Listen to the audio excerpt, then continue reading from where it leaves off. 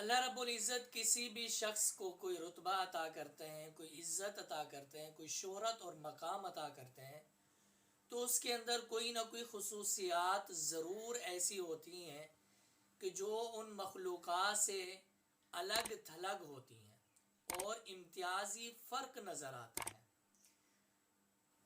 तो एक दफ़ा हज़रत लुक़मान हकीम रहमतुल्लाह अलैहि से पूछा गया कि आपको हम जिस दर्जे पे देखते हैं उसकी क्या खुसूसियात हैं, आप इतने बड़े रुतबे पर कैसे पहुँचे। हज़रत लुक़मान हकीम रहमतुल्लाह अलैहि ने फरमाया कि सिर्फ़ 3 खुसूसियात ऐसी हैं जो मुझे इस रुतबे पर, इस मर्तबे पर ले गई। नंबर 1 ये है कि अमानत का ख्याल करना, अमानतदारी में ख़यानत ना करना। और नंबर 2 ये है कि हमेशा सच बोलना।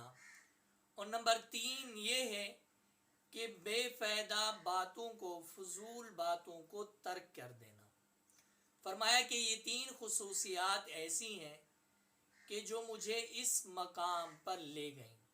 आए हम सब भी अहद करें और हम इन खुसूसियात को अपनी ज़िंदगी के अंदर ले आएँ।